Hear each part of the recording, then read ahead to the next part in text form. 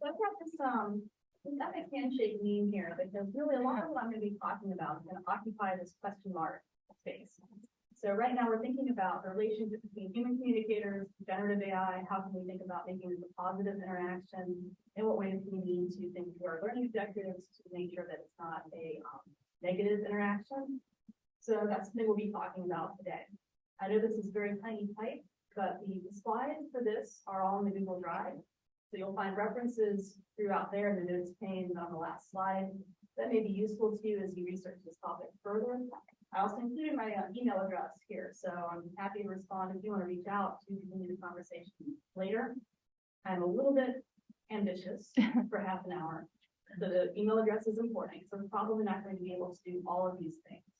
So what I plan to do is to establish a shared context, make sure we're kind of speaking the same language. I want to hone in on what a rhetorical perspective can add to the solution space. So basically, there's a whole conversation that can be had about accepting or rejecting ChatGPT in your classroom. I'm just going to bypass that whole conversation because I want to spend more time thinking about if you do have ChatGPT in your classroom and do use these conversational agents, how can that be productive? So yes, I know that there's a lot of reasons not to. There's a whole conversation there that we're not really going to spend a lot of time on. I'm going to review the global insights and recommendations that have been floating to the surface for me as I've researched this topic. And then we're going to discuss local implementation. So the way that you might implement some of these global insights about best practices for allowing ChatGPT in your classroom is going to be pretty different in first year composition class than in, a law school program, right? Or in a upper division class. Our key concepts for this talk are going to be conversational agents. We're using that somewhat interchangeably with AI chatbot here, invention, and kairos. And just to give us a little bit more orientation here, this is a really helpful white paper that came out of the University of Coblentz just a few months ago. I really recommend it as a basis. It has both the student side and an instructor side with recommendations for how to use generative AI. And I just want to establish that when I say ChatGPT, sometimes I'm using that as a shortcut. It's really a subset of conversational agents. So there are several different kinds of AI chatbots and these conversational agents in circulation. And ChatGPT-4 is built into ChatGPT. These are part of large language models, which in turn are part of generative AI, machine learning, artificial intelligence. And the reason that I put this up here and I try to be somewhat precise about which level I'm talking about is because when you're writing policies and when you're thinking about policies, it can be really easy to use language that may end up telling your students that they can't use spell check, or they can't use Grammarly, or they can't use some of these other AI-powered tools that we're probably okay with, right? So I'm going to try and be somewhat precise about that. All right, so me and my brilliant co-author, Dori, too, tried to create this visual representation of an AI policy spectrum. So the prompt I said it was a spectrum with a cowboy on a horse on one end. On the other end of the spectrum is a giant chatbot. I couldn't get it to do like a timeline sort of thing. This is the best I got. But I wanted to just take a moment and kind of get a sense of where you all stand, how you're thinking about AI chatbots in the classroom. So who among you would say that you're more like on the 1 to 2 end here, like lock it down, the AI chatbot? I'm going to call it like the Chomsky end over here. That's some risks. Yeah. You how many of you feel pretty neutral? Okay, yeah, I'm in the middle. And then what about 4 and 5? We'll call this like the Gates end of the spectrum. Okay, I think Gates actually, yeah, Bill Gates, yeah. So yeah, okay, that's really interesting. So it's actually fairly evenly split among all of these positions. For the purposes of the discussion today, I'm probably going to be more like, I probably land between 3 and 4. I'm going to be a little bit more optimistic in this presentation because I just think that it'll be more useful to you. But yes, I do respect E1s and 2s out there as well. So here's the giant problem space here. You guys have probably seen a lot of versions of this. Your scientists were so preoccupied with whether or not they didn't stop to think if they should. This sentiment pervades a lot of the discourse that we see, especially in academic circles on ChatGPT and similar AI chatbots. It's like, well, great. So we have all the technological innovation. They're even begging us, the people who are responsible for this innovation are begging us for more guidelines, restrictions. So this is kind of the prevailing feeling. Oh, and this is cherry cola Oreos and yellow Oreos here. So it could, and that's why that image is there. And here are just some very high level, big picture problems with these conversational agents, right? One, they're super expensive. Like maintaining these large language models is super expensive, right? So we're relying on private companies to do this. So ChatGPT has been free. You get better access if you pay for it, but they can start charging for it tomorrow. So there's some issues of access, and then it's free. But then also, if you live in rural Georgia, for example, and you don't have broadband, it doesn't help you that ChatGPT free is free because you still can't use it. You don't have the power to use it. There's impacts on educationally disadvantaged students. You can see this in both directions. There's some very celebratory studies about how this can really help socioeconomically or otherwise educationally disadvantaged students, and some others that are urging caution.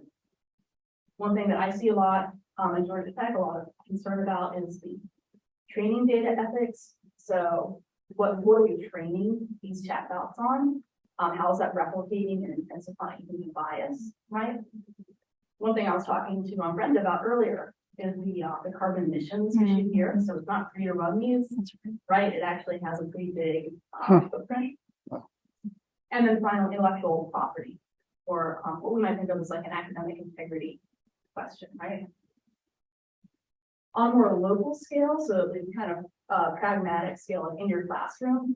So in your classroom, you're not really going to be responsible for training data ethics in your classroom, right? But like on a more local level, there are issues of just the tempo scholarly production. So I'm having to use resources from ResearchGate that are just being kind of pushed out there. They're in the process of being peer reviewed. Some of them aren't even peer reviewed yet.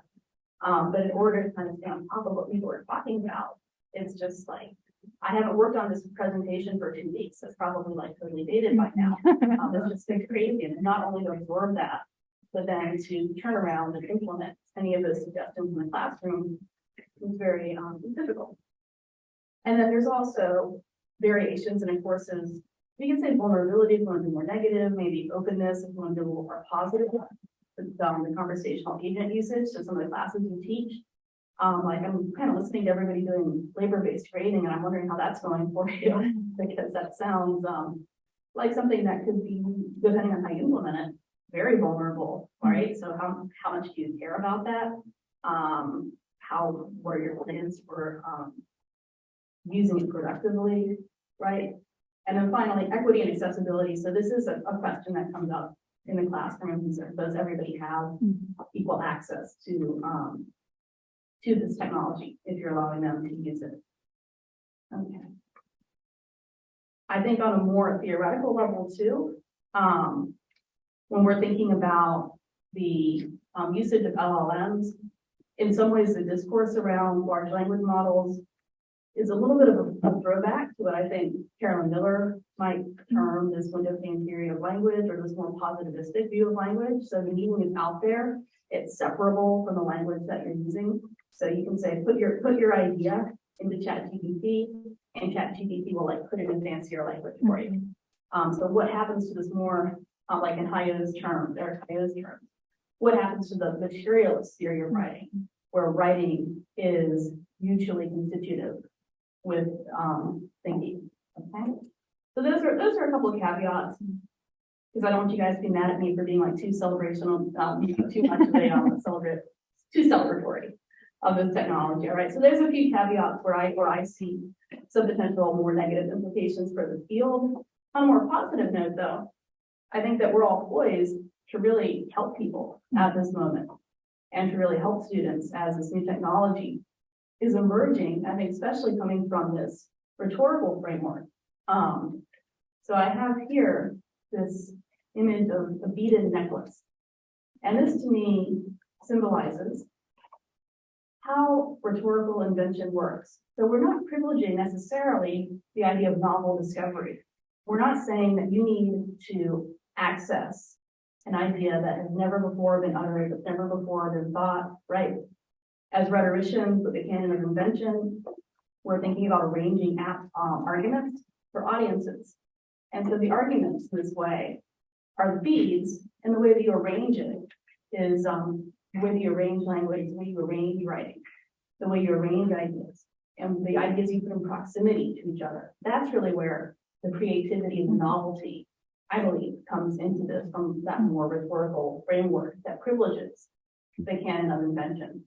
So if that's our framework, then we should be able to use ChatGPT instead of just saying, you know, a blanket ban on it, because really ChatGPT, in that sense, is pretty good at giving you little individual beads that you then arrange. Okay, so that's my kind of pitch for a positive way to think about this within the rhetorical framework. So you'll have like a resources page at the end of this presentation, and then throughout the slides there are references to different articles. This is my summary of insights that came out through some of these really recent articles where people are trying to answer some of these questions from, you know, this poor harassed teacher slide, right? And specifically in writing context. So we should prioritize assignments and assessment practices that are transparent on the role of conversational ethics agents. Tell your students what your figure out your policy, step one. Tell your students really clearly what it is, right? You don't want them to feel like it's a gotcha moment. You don't want them to feel like they're going to do something wrong and get in trouble for it, or like, I think sometimes students feel like if they even ask you about it, you're going to think that they're terrible plagiarists, and so they don't want to ask you about it. So the research is showing that we should be transparent. I know, shock, on the role of conversational agents and what we expect. One thing that we've talked about several times today already is the idea of intrinsic motivation.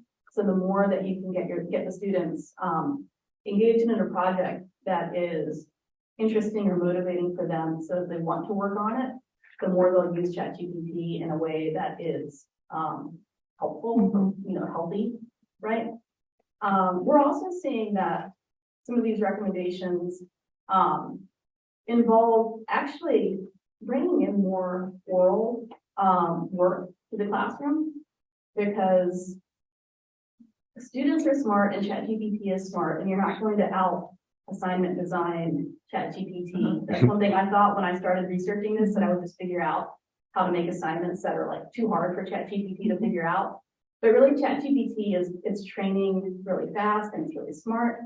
And so I've decided to shift some of the way that I do assessment into modes that are more oral and more spontaneous. And obviously we're thinking, I think somebody mentioned Margaret Price earlier, we're thinking about kairotic spaces. There are definitely some concerns with accessibility and disability when you're making that trade-off. And so it has to be very carefully scaffolded, right? But that's one thing that's coming out of this research, these recommendations, like make your assessment more orally based as opposed to written. Team-based, very similar, people interacting, thinking about those interactions and writing about those interactions, much less vulnerable to ChatGPT being used in an unhelpful way, okay?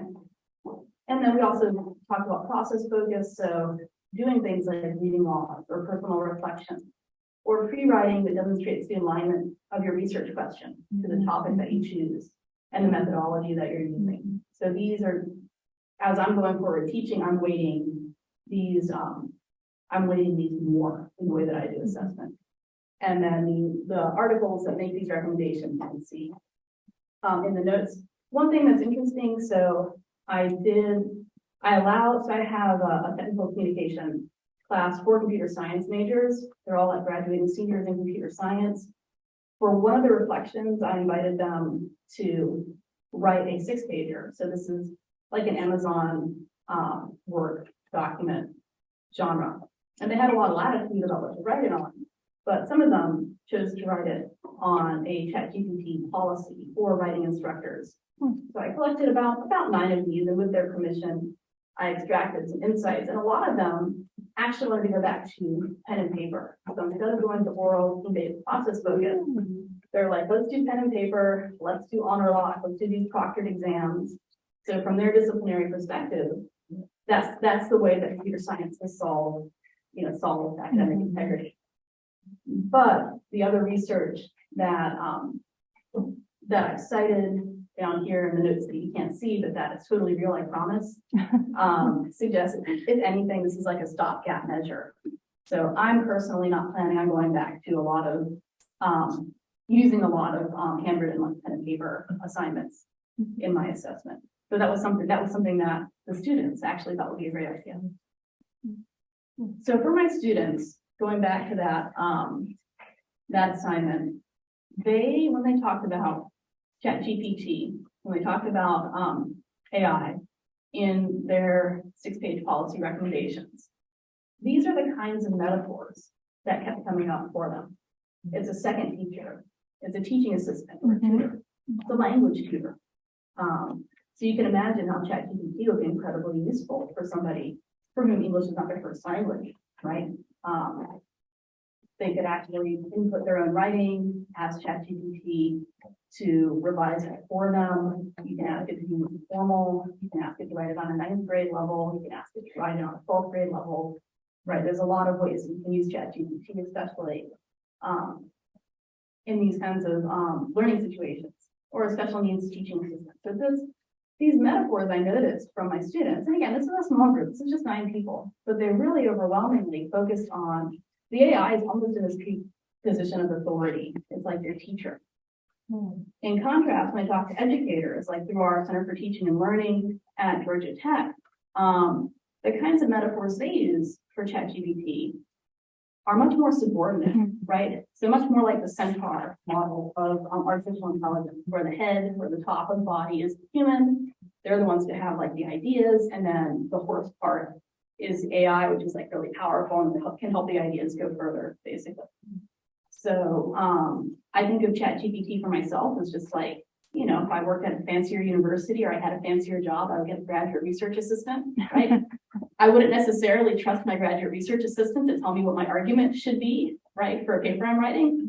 But boy, it could be helpful in other ways, right? It can do a literature review for me. I would have to check the literature review, clearly. But there are a lot of things that it can do for me. Or for the computer science people, they have this practice that's called pair programming, where they match like a more experienced programmer with a more junior programmer, and they feel kind of like body doubling, right? And that's the metaphor that came up, or an intern. So what I want to do for my students when I go back is to help them shift from thinking about ChatGPT from this model here into this model, because I think this is going to be a more successful model that is still going to allow students to meet the learning objectives that I have for them in the class. Whereas this one, I think I'm a little, I don't like this one. I don't like this one. It's not really helping develop critical thinking, right?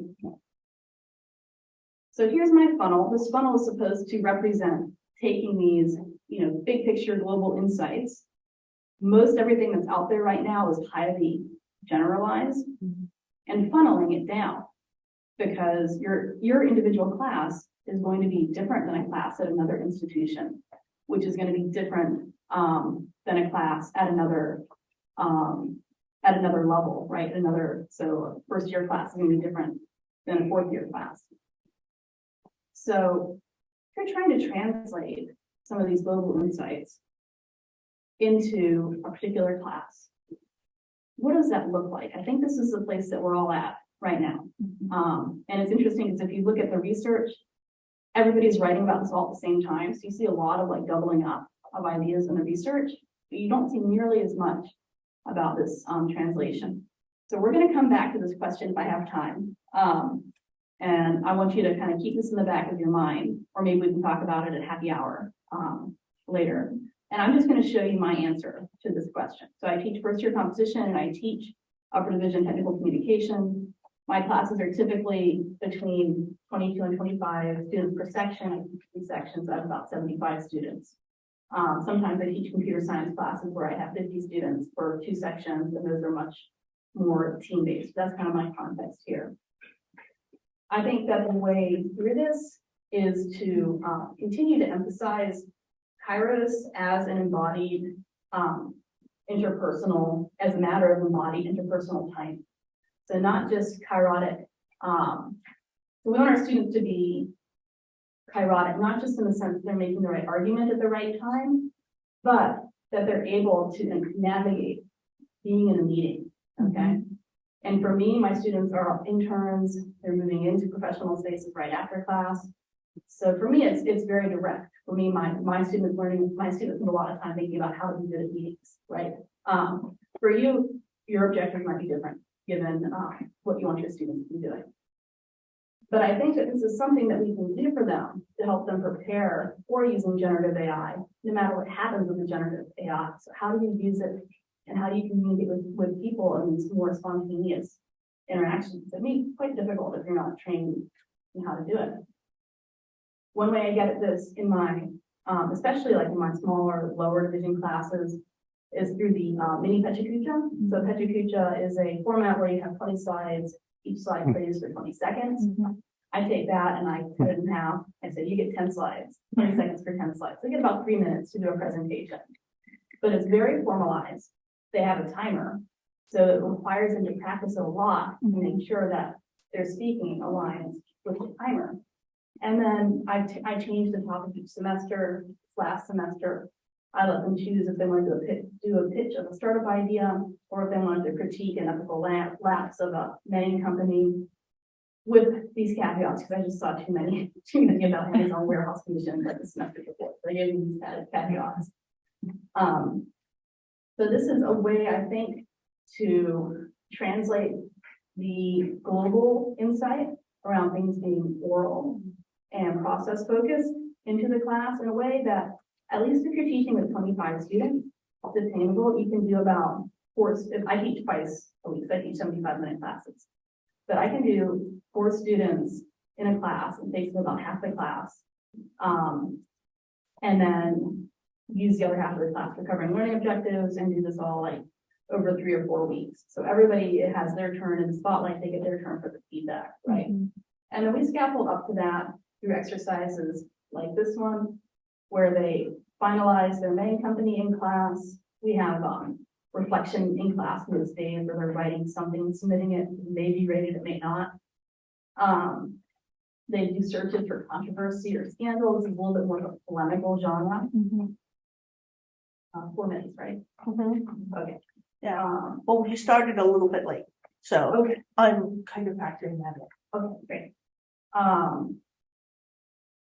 And then for this in-class exercise, I had them just kind of get me the meat of these 3 slides. Like, how are you going to introduce your idea? What's some evidence for it? How are you going to close it? How are you going to close it down, right? I put them in groups so that when each student goes, they have groups, and each group is responsible for evaluating certain aspects of the presentation. So the 4 things that I care about right now, might change another semester, are multimodal synergy. So how well the slides fit together, how well is that working to present them? Development of ideas and use of evidence. Are you just saying stuff? Are you backing it up somehow? Stance and rhetorical awareness. Is it fitting the audience? Do they have an argument? And then finally, nonverbals and conventions. So each group is judged one of those 4 things. It can put it in a Google form, submit the form, and then the students get all of their peers' feedback in addition to mine. At the end of the semester, they take that and they revise it into their full 20-slide length Pechakucha, but they do that as a video submission so that we don't need to use the class time again for that. The other one, just really quickly, that I have used, and this works better for project-based classes, for upper division classes, for classes that already use a lot of team assignments. But I assign 6-pagers, and then I will grade their meetings So it's not just like I'm basing everything on the 6-pager. In the future, I'm going to put even more of an emphasis on grading the meetings than the 6-pagers. But they get together in small groups. Each small group has, for each paper, will take 15 minutes of silent reading and annotating. And this is really key because I want to kind of speed through it and you can't cut them. And then they'll present on the paper, they'll do Q&A on the paper, they'll work through those discussions, then they write up a reflection.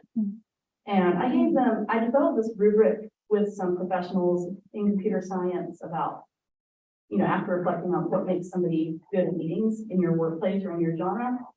And we could develop these 3 criteria: purposefulness, balance, and preparedness. So they have some guidance as they're evaluating. They're writing a 300, 600-word reflection on how the meeting went. I'm really looking at the reflection. I'm circulating around the class. In the future, I might try to sit in on more meetings. But I'm really grading the reflection of the meeting almost as much as I am the quality of the 6-pager itself. Okay, and these are the resources that I mentioned. You can click on these links and go there. Maybe during happy hour, we can talk some more about this question, implementation, and how it's different in the classes. I know I'm kind of running into time now, so do I have like a minute or 2 for questions? Yeah, take a minute or 2 for questions because I need to remember what I'm going to see about Max. Okay. And I have You notes can do over that. there, so I have to walk over there. Okay, all right, we've got time for maybe 1 or 2 questions. Maybe repeat where your slideshow is located? Yeah, it's in the Google Drive or, Dan, it's on the program, right? Yeah, so you can access the Google Drive from the program. We can also send it out in an email if you like.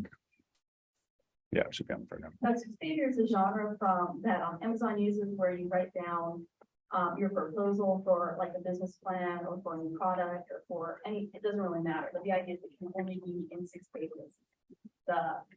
And then you take that to me because at Amazon they don't use PowerPoint. They don't use PowerPoint. They use documents instead. So when you go to a meeting, you think very, very hard about what you're going to put in your 6 pages because your boss and your boss's boss is going to sit down and read that 6 pages. Everybody sits in absolute silence. They read the 6 pages. It's super awkward, I have heard. And then there's a very intense discussion about it. So Amazon is a very heavily written workplace culture.